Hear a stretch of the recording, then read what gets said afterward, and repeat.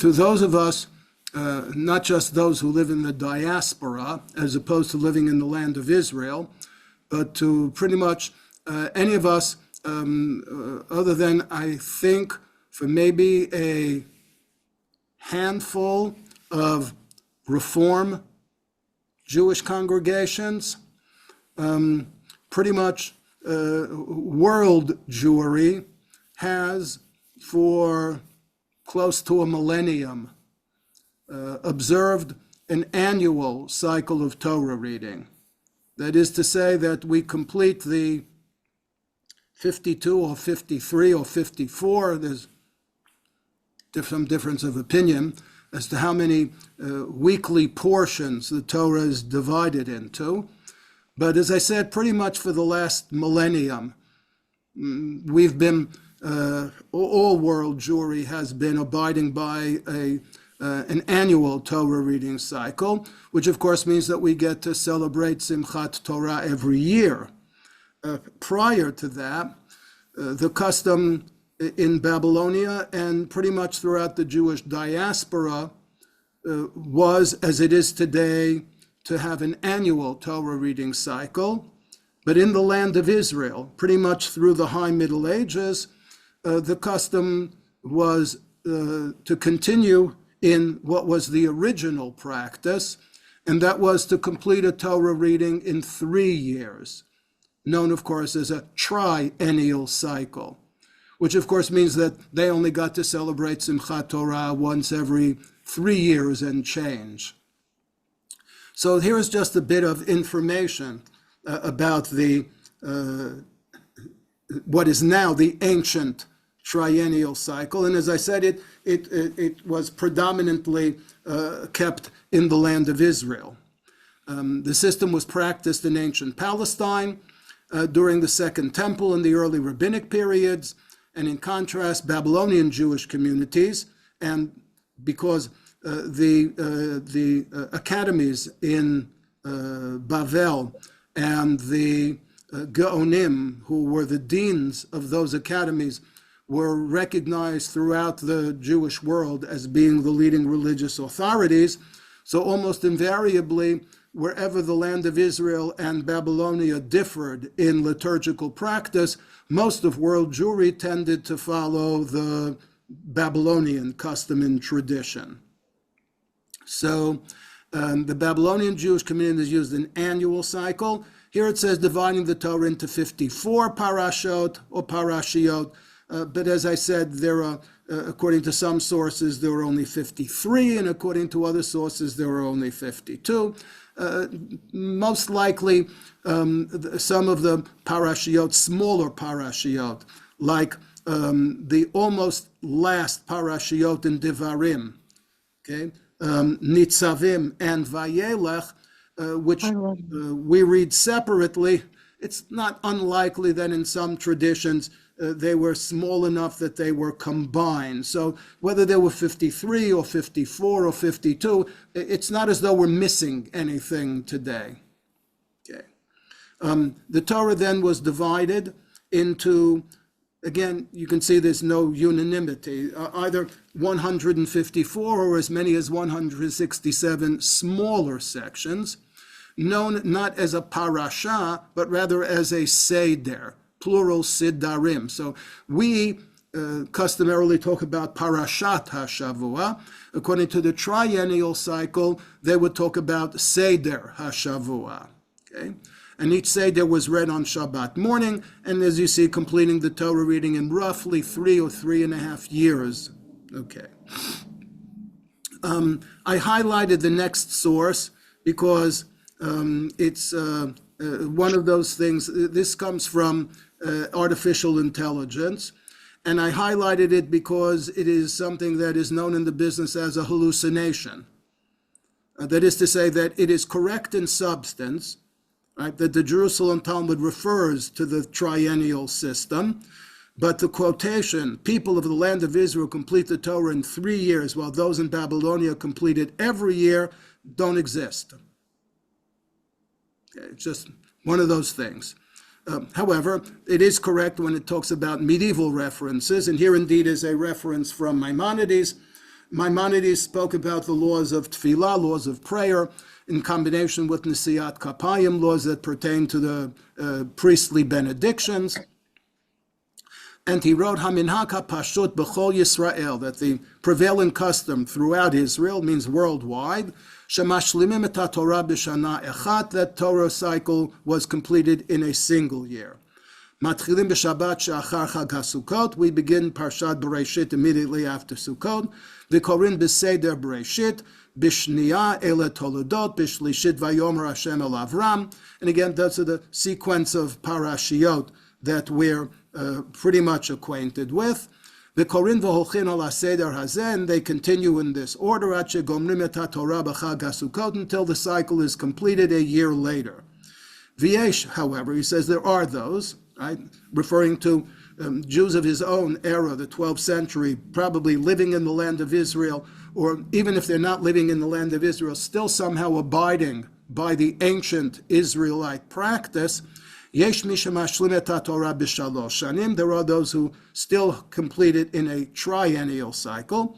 But he says, ve'no minhag pashut, that is not the prevalent custom. Okay. And again, the divisions did not necessarily align with the parashiot. Sometimes they did coincidentally. Readings often began or ended at a natural narrative or legal juncture, so the weekly readings were unequal in length. And festivals and special Shabbatot had their own designating readings, which interrupted the sequence when necessary. Over time, the Babylonian cycle became universal, as I said, due to the influence of the Babylonian Geonim and Yeshivot on matters halachic and liturgical. And it says here, by the Gaonic period, 8th or 9th century, the annual cycle was dominant in all Jewish communities. I'm not sure whether it was as early as the 8th or the 9th century, but as I said, certainly by the end of the High Middle Ages, by the time of Maimonides, we can see it was only considered marginal. And here, just a sense of, again, the Bereshit, the longest of all of the Chumashim, okay? Instead of 12 parashiyot, there were 43 sidarim. So you can see it's roughly a ratio of 3-to-1. Okay, Shemot 29 sidarim, Vayikra 23, Bimidbar 32, Devarim 27, and you can add it up and see whether it totals 154 or whether it totals 167. I spent a little time on this introduction because the Piyutim that we're going to look at today were composed in the land of Israel in the 6th century. And clearly in the 6th century, the land of Israel was abiding by the triennial cycle. So if we scratch our heads and wonder, why did a Paitan pick this portion of the parasha to write a piyut about? What's so special about it? The answer may very well be that according to the triennial cycle, according to the custom with which he was most acquainted, this actually was the beginning of a weekly Torah reading. Instead of just being a part of a larger Torah reading, as it is today, it may very well in those days have been the whole Torah reading for a single Shabbat, which of course bestowed upon it considerably more significance than seems to attach to it today. So that's our introduction basically to the triennial cycle. And here is the Piyut and the Paitan. So if you can see highlighted in yellow, the Paitan has a rather unusual name, not Shimon, but his father's name. He's Shimon HaKohen Birabi Megas. What's Megas? Maybe it's a Hellenized name. I don't know. But this, clearly he was in the land of Israel as early as the 6th century. Okay? And he wrote a piyut on a portion of this week's Torah reading. And I chose this one, which relates to part of the mission that Abraham's servant, his major domo, undertook on his behalf to secure a wife, a bride for Isaac. And the verse to which this piyut attaches is where the Eved is kind of musing aloud about the fortune of his mission. And he says, Va'avo hayom el ha'ayim, I have arrived this day at the well, Va'omar, and I recited, I made the following prayer, Hashem Elohei Adonai Avraham, praying to the Lord of his master Abraham, Im yeshchana matzliach darki, if you want to see me successful in my mission, asher anochi holech aleha, the mission that I have undertaken. Then he continues and he says that let it be that a young woman who comes out to draw water from the well and she sees me and my camels sitting nearby, that she will offer not only to provide water for me, but she will also offer to provide water for my camels, and that will be the indication that she is a suitable bride for Isaac. So attached to this verse, Va'avo hayom el ha'ayin, is the following piyut. And again, up until now, I have stuck to piyutim, which were linguistically sound, meaning not many surprises linguistically. But again, as we saw, it was occasionally difficult to tell to what biblical or rabbinic texts they were alluding. Starting today gets a little more difficult. The language of the piyut itself becomes a little more complicated, but not that complicated that we won't be able to get the gist of it. And again, following it are a series of notes that will help you if you want to go back over it and to maybe to squeeze a little more out of it than we will have time to do ourselves. So it starts as follows. By the way, this is not the beginning of the piyut. It's the beginning of the remnant of the piyut that we still retain, but you can see very clearly, if you can catch on to this, why this was the middle of the piyut. Okay, and here this is something that we've spoken about in theory, and here's an opportunity to see it in practice. So the letter with which the first sentence begins is a kaf. Okay? The letter with which the third sentence begins is a lamed. And the fifth sentence begins with a mem. And the seventh, meaning every other sentence in the piyut, starts with the next letter of the alphabet. Okay? So what we have here is from the letter kaf through until the end of the alphabet. You see in the final stanza, the first line begins with a shin and the third line begins with a tav.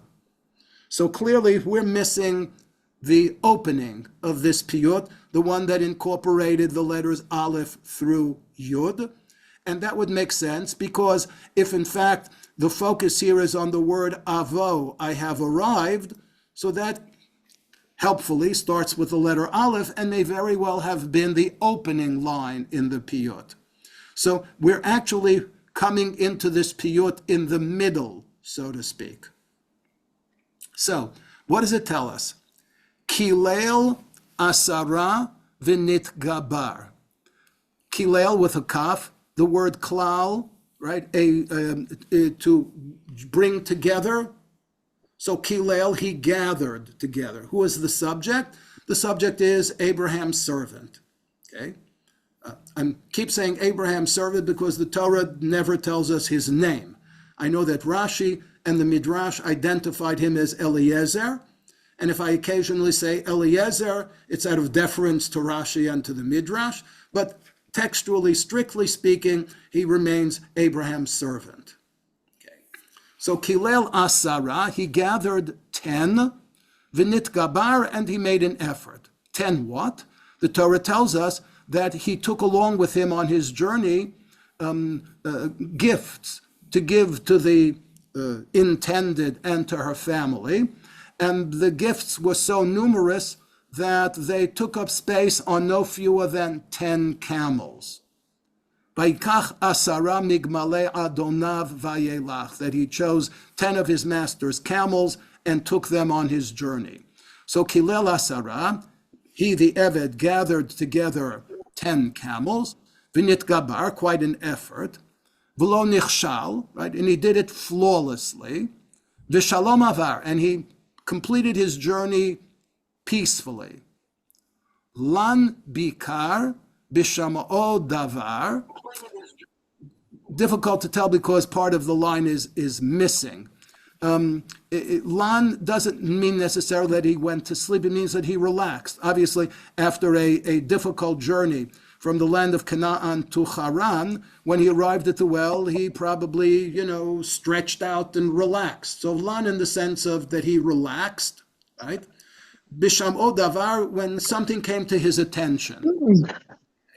And that which came to his attention, Me Hashem Yatsa Hadavar. That's a verse that's lifted from this portion of the Torah reading, namely that he had an indication that what was transpiring, that is to say his interaction with this young woman, was divinely providential. Okay, next stanza. Mimechakav he'evir nehi. Mechakav, those who awaited him, meaning on behalf of those who sent him and who were awaiting his return. He'evir nehi, he removed anguish or anxiety, meaning his success in his mission meant that Abraham would no longer be anxious over the fortunes of Isaac. V'hutzelu raglav midechi. Again, this is a play on a biblical phrase. His legs, meaning his journey, right? His journey was spared from obstacles, meaning it was a smooth journey. Nahar b'chazoto chibur techi, and everything was lit up. Okay. When he saw the connection that he was making with this young woman, Ki me Hashem, he again acknowledging that it was divinely providential. Samach bizot ha'alila, and he rejoiced when this played out. Ki nitan le te'ala te'ala. It's a play on words, okay? Te'ala with an aleph, te'ala with an ayin, right? Te'ala with an ayin, like the modern Hebrew word to'elet,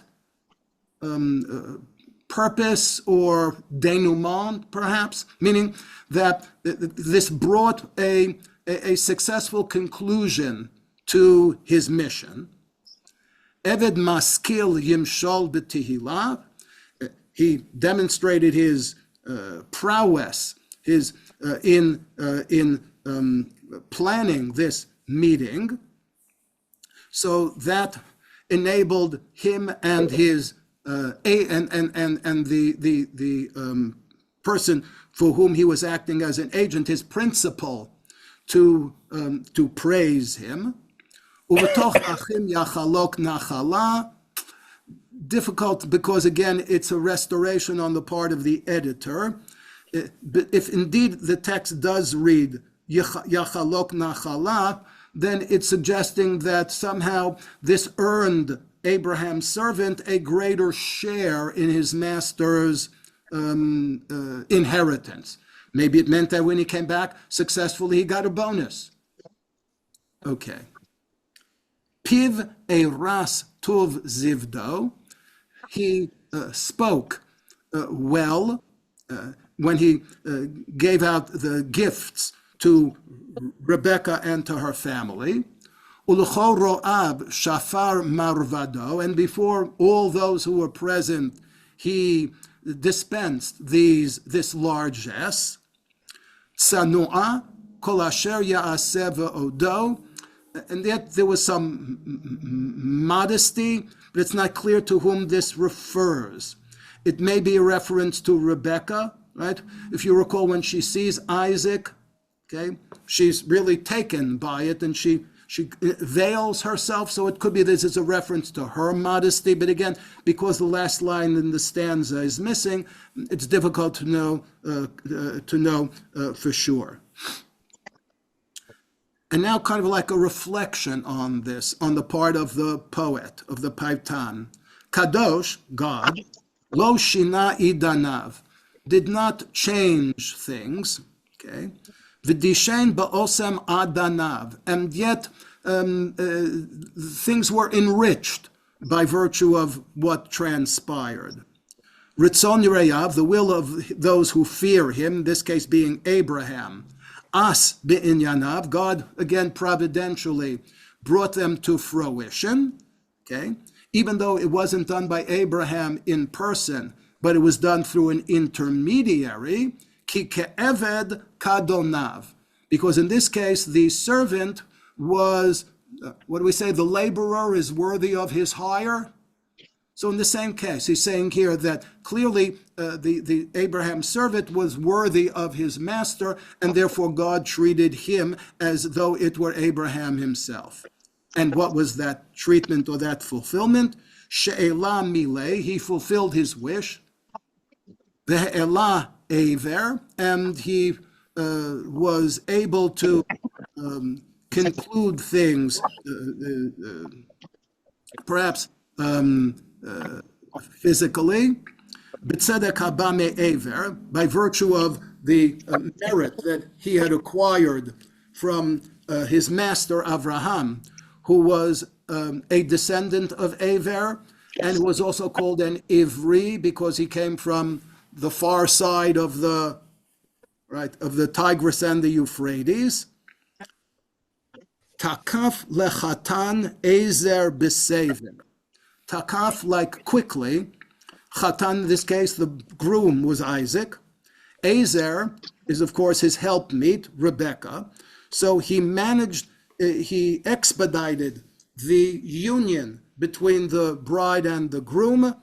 And again, it closes with a citation from the book of Yirmiyahu, talking about good times in the future, nekeva tisovev gever, that women and men will surround one another. If you want to take it literally, it says that the woman will circumambulate the man, which of course may ultimately be the source of the practice that we still follow in most weddings, where the bride does indeed circumambulate the groom. That is to say, she marches around him 7 times. So again, this is a piyut that addresses that portion of the of this week's Torah reading, the one in which, as I said, that Abraham is concerned for his future, and that is because he was rewarded at the age of 100 by being able to father Isaac. And here Isaac is already on his way. He is traditionally at this moment in time 37 years old and yet unmarried, or perhaps even 40 years old by this point in time, and unmarried. So he dispatches his servant to his homeland. You'll remember that in the Torah reading of Lech Lecha, he was told to abandon Artzacha, Moladetecha, and Beit Avicha, right? With increasing intensity, to leave his country, to leave his birthplace, and to leave his family, right?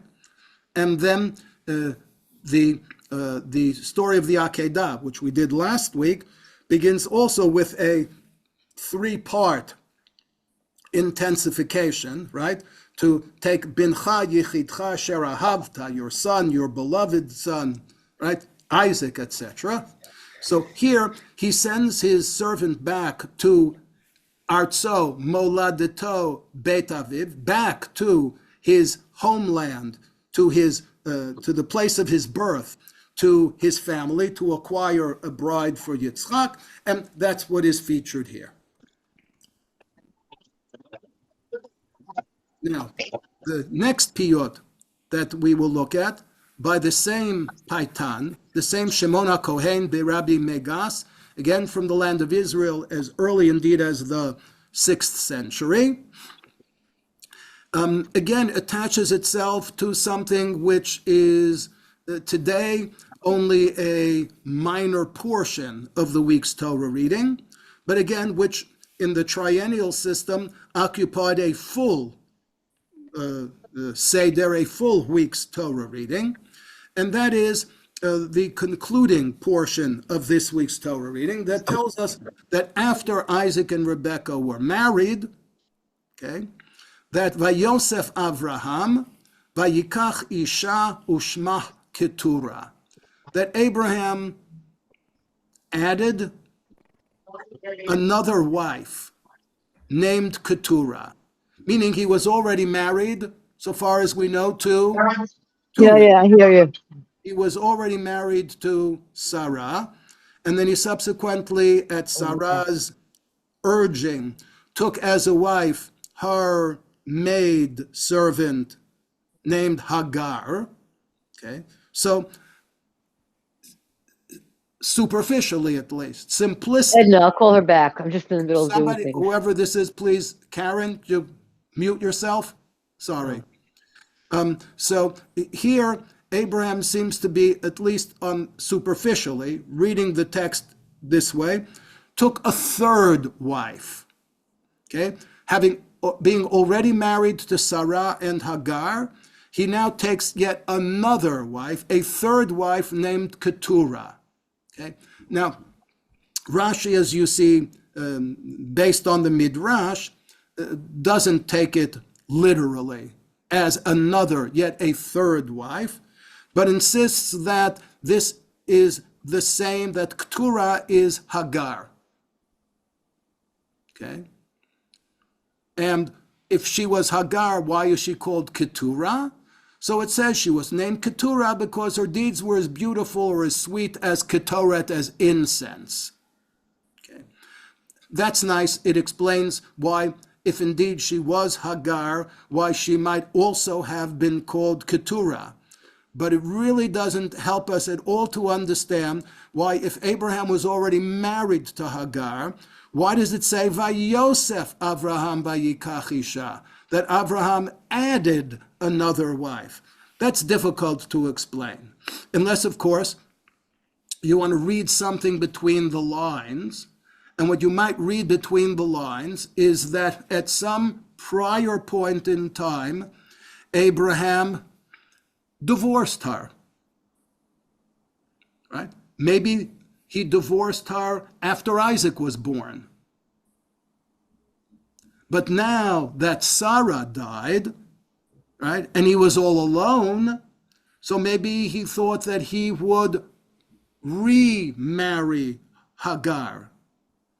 So if indeed this Vayosef means that he took her yet again, so indeed he's marrying for the third time, but he's not marrying a third woman. And that's what is alluded to at the end of the Rashi, where it says, Miyom Parsha me Avraham, that there was at some prior moment in time, of course it's not recorded in the Torah, at which Avraham and Hagar separated. And now, as I said, perhaps because of the death of Sarah, he wanted to be reunited with her.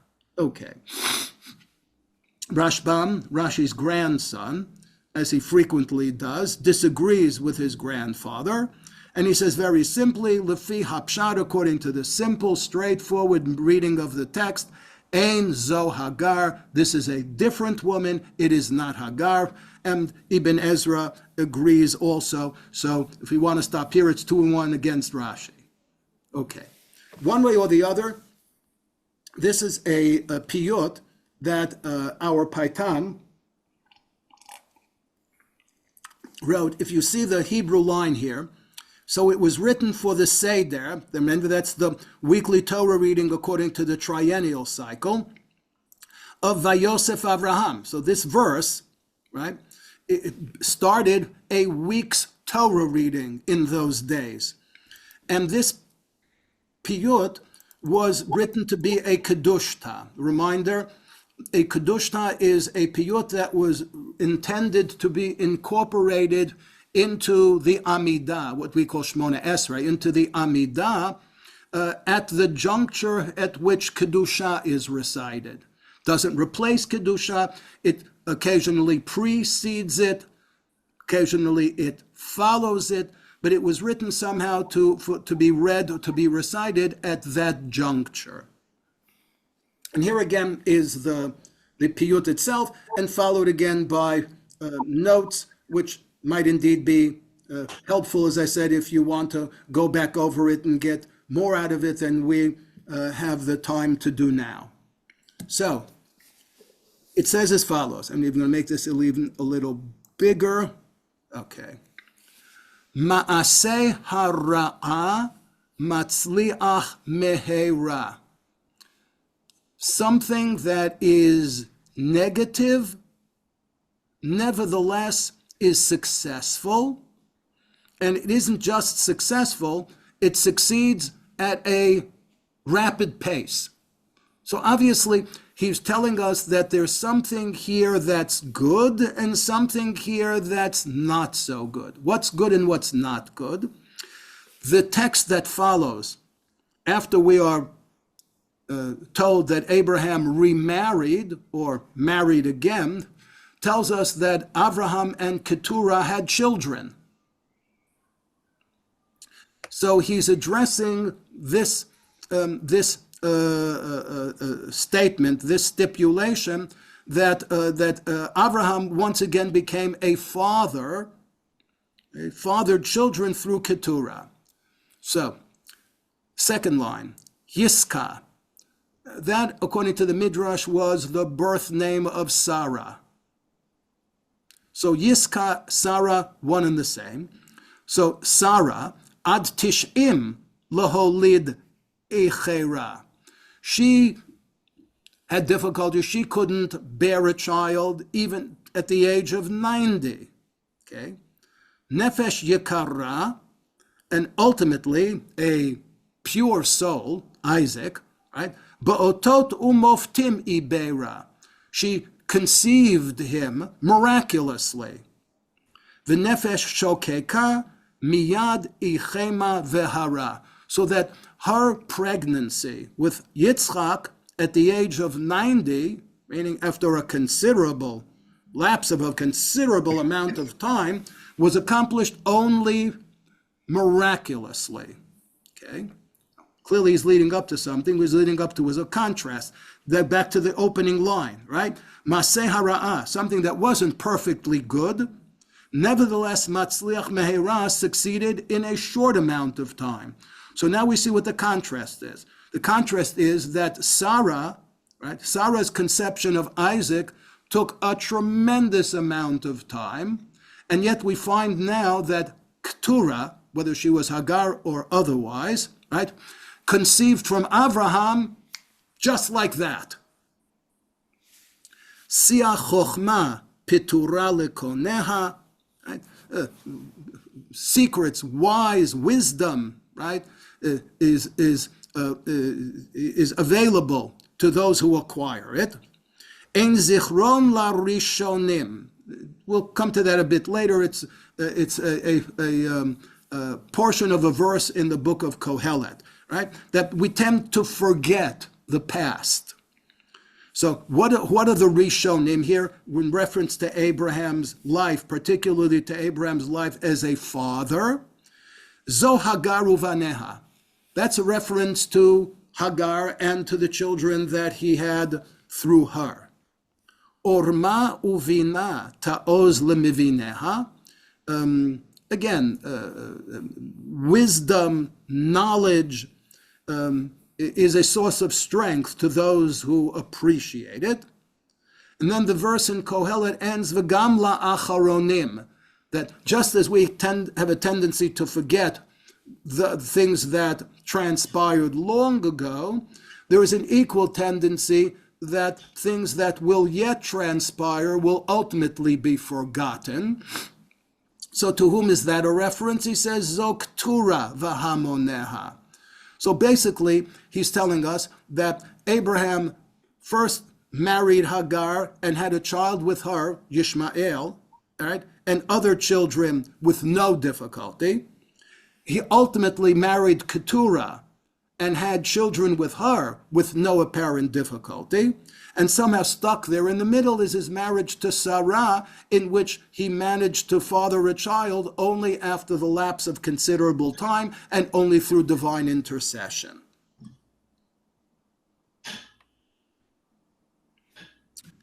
Para, cow, asher hayta becharmo noteret, which was one of his possessions. He Hagar, alluding to Hagar, asher mitza'a nitheret, right, whom he found perhaps purifying herself, perhaps preparing herself. Tzien Shema Keturah. So now he's telling us, right? He's telling us that he knows the same midrash that Rashi knew, and he's identifying Keturah, the subject of Abraham's third marriage, with Hagar, the object of Abraham's first, earlier marriage. Okay? Tzien Shema Keturah. Why was she known as Keturah? B'shem Tov Me'uteret. She was crowned with this beautiful name. And why is it a beautiful name? Shekitra Ma'aseha Kereach HaKtoret. Because her deeds were as aromatic as the Ketoret, as the incense that was brought in the temple. Koshi Ra'a Ezrach Barishona. Ezrach is a midrashic designation for Avraham. So Avraham saw Koshi, a difficulty, Barishona, earlier on. The difficulty was Laholid Me'ezer, in order to father through his wife Sarah, his helpmeet, Nachalat Matana, right? An heir on whom he could bestow his spiritual inheritance. Rabim Chomlim Ba'acharona, okay? And yet ultimately there were many children born to him later. Ki hazorea b'dima'ah kotzer berina. Nice play on the line with which we conclude the Shir HaMa'alot, right? Hazorim b'dima berina yiktzoru. Because Avraham, having made efforts, right? Dima'ah, not in the sense of tearful crying, but maybe tears of sweat, right? Having invested effort in this, Kotzer Berina was then able to reap his harvest, so to speak. Shochen Ad, reference to God, right? We still say that on Shabbat morning and in Yom Tov, Shochen Ad Marom. Shochen Ad is God, right? The one who dwells on high. Asher Ein Lefanav Avla, who operates flawlessly. Hitzliach lo v'sof kates tichla. Ultimately, at the end, provided Abraham with success. Tema achazu holchei bechisla. And this was an element of surprise or wonder to Abraham's contemporaries. Ki rabu b'nei shomema mi b'nei ve'ula. This is a citation of a verse in the book of Yeshayahu, and essentially it's referring to the neighboring tribes who were witness to all of the deeds of Avraham, to his successes and to his ostensible failures. So, again, these are just simply the two verses that were incorporated into the Piyut. Ein zichron larishonim, v'gam la'acharonim lo yeh lam zikaron, and also the opening verse, right? Ma'aseh hara'a mehera. That again, something that not entirely good, something that has a negative side to it, and nevertheless it seems to be successful. And not only does it succeed, but it succeeds in a relatively short amount of time. Now, this thought, this contrast between Abraham's relations with Sarah, which yielded a child only after a considerable lapse of time and only through divine intervention, as opposed to his relations with Hagar and or Keturah, right, which were considerably more successful and not as elongated. That idea did not come to the Payatan. It could have come to him originally, but the greater likelihood is that it came to him through a midrash. That's the midrash that you see here in Breshit Rabbah. Breshit Rabbah is part of a series of midrashim on the 5 books of the Torah, known collectively as Midrash Rabbah, right? And then subdivided into the 5 books: Breshit Rabbah, Shmot Rabbah, Vayikra Rabbah, etc.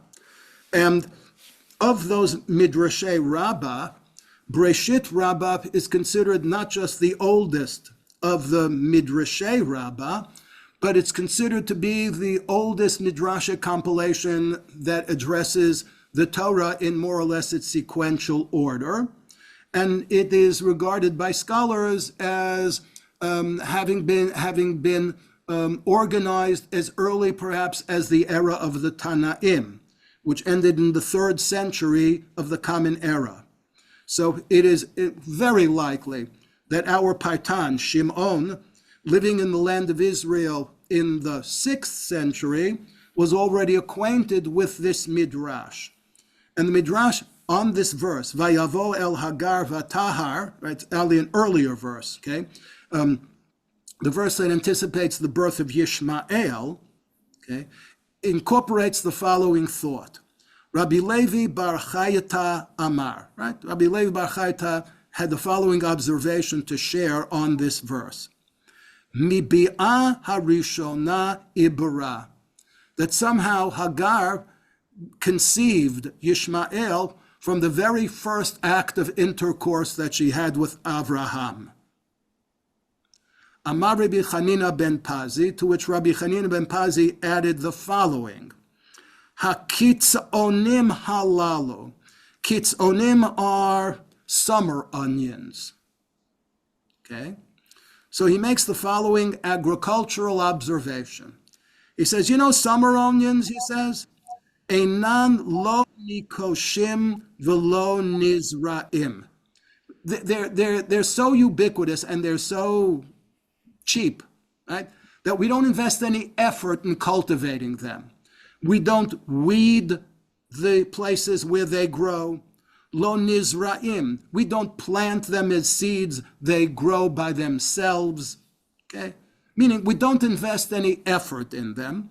And yet, me'elehen, all by themselves, hein mitamarin, they bear fruits, va'olim, and they emerge from the ground. Okay? On the other hand, v'hachita hazo, wheat, okay, which is very important, much more important to survival than summer onions, and which we invest tremendous effort in, right? We plant the wheat, we cultivate the ground in which the wheat grows, okay? Hachita hazo, kama tsa'ar, how much anguish, kama yigia, how much effort we invest, ad shelo ta'aleh, until it eventually grows. Of course, this is the parable, the mashal, to which the nimshal, of course, intentionally is Hagar and Sarah. So the same idea, indeed, that we saw elaborated on in the Piyut is brought here in a much more concise form in the Midrash. And here, I just wanted to share with you, we have made reference on prior occasions to the Cairo Geniza, so I thought it would be interesting just to share with you a fragment from the Cairo Geniza, and not at all coincidentally, it happens to be a fragment of the Piyut from the same Paitan, from the Shimon Barabi Magos, whose Piyutim we've been studying today. One of the interesting things about the Cairo Geniza is that the Cairo Geniza was kept and therefore eventually discovered or recovered in a very old synagogue building in Cairo, a building that was originally a church and, converted into a synagogue, perhaps even as early as the 9th century. Okay, so it means that Jews habitually would deposit worn out books or what passed in those days as books, okay? Worn out Sidurim, Chumashim, things like that, were deposited in the attic room of that synagogue and were rarely taken out. The purpose in storing them was that they should eventually be buried in a Jewish cemetery, so that they should not suffer the indignity, let's say, of being thrown out with the regular garbage. Okay, and the so when Jewish scholars visited there in the second half of the 19th century and began to remove things from it, not to remove them for burial, but to remove them for scholarly investigation, they actually found things there that were as old as 1,000 years. Okay? Now, this synagogue, when it functioned in the 10th, 11th, 12th centuries as a synagogue, even though it was situated in Egypt, was known as a synagogue which followed the liturgy of the land of Israel. Okay? Meaning, during that time that we spoke about earlier, the time in which the Torah in the land of Israel was being read every 3 years rather than annually, okay? It wasn't limited to the boundaries of the land of Israel. It was also, that practice was also followed anywhere else in the Jewish world where there were communities which pledged their allegiance to the religious authorities in the land of Israel, as opposed to aligning themselves with the authorities in Babylonia. So this synagogue, the Geniza synagogue in Cairo, was one of those, belonged to one of those communities which, despite the fact that it was outside the physical land of Israel, still followed the liturgical practices of the land of Israel.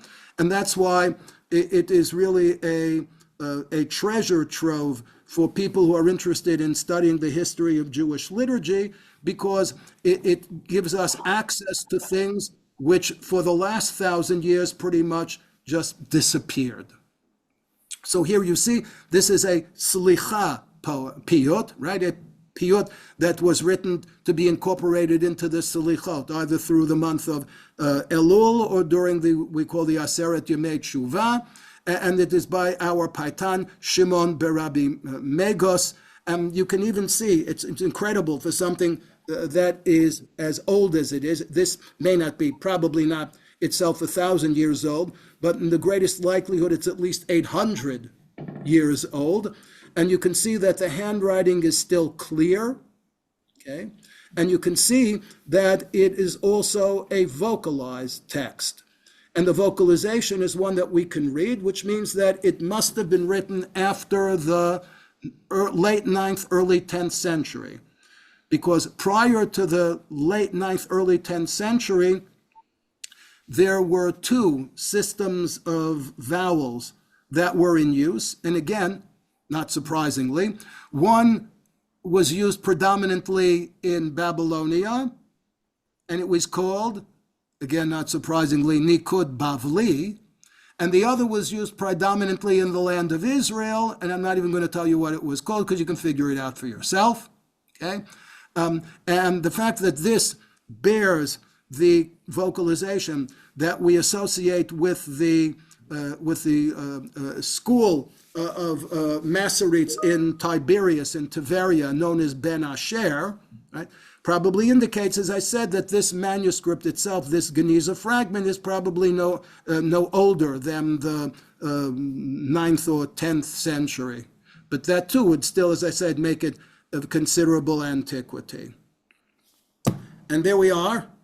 And let me just quickly see. Ooh, I must have done an exceptionally good job today because there isn't even anything in the chat. So if anything occurs to you subsequently, you have my email address. You're welcome to write and to inquire. And otherwise, I wish you all a pleasant week, and I will see you all again here next week when we look at the next week's Parasha, Seder of Toledot. Can I just ask you a question? I'd like to know, these Piyutim, how popular were they among the different, the Sephardim, Ashkenazim? Who said them mostly? Who composed them mostly? I can't answer the first question. The second question, they're written by the people whose names we've been talking about. Right. Some of whom is, I don't now in the last couple of minutes, we had a whole introduction naming some of the most important authors of Piyutim. Some lived as early as the 6th century in the land of Israel, like the one we looked at today. Others lived later on, either in the land of Israel, in North Africa, or in Spain, and in some cases even in Western Europe, Germany and France. I can't name them. And there is really no way to judge what you call their popularity, because they tended to be composed by individuals for individual communities. So I imagine that within their communities, they were immensely popular. But whether they were even known to, let alone recited by neighboring communities, really difficult to tell. Prior to the invention of printing, I would say that they enjoyed relatively narrow popularity. It was probably only the invention of printing in the 15th century that made their acquaintance with larger audiences.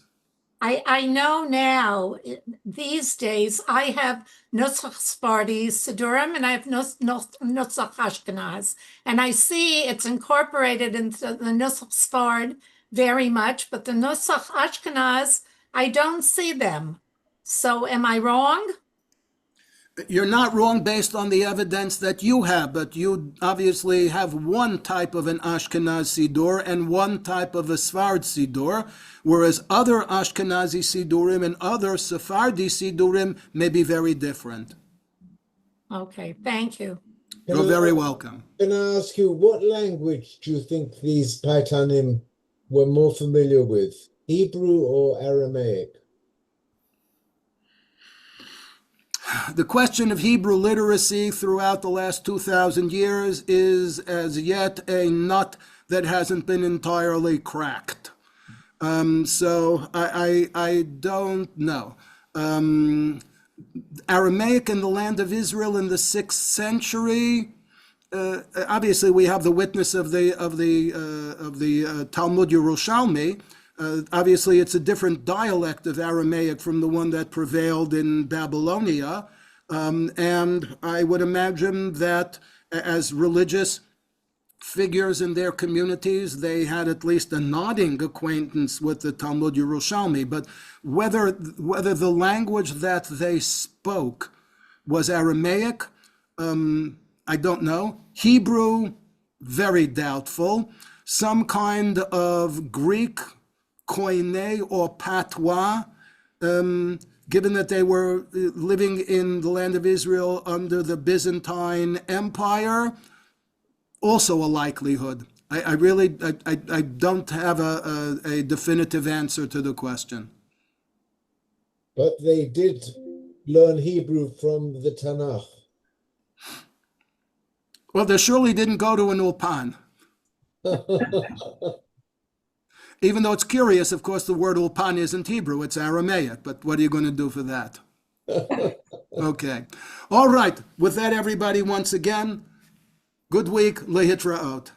Thank you.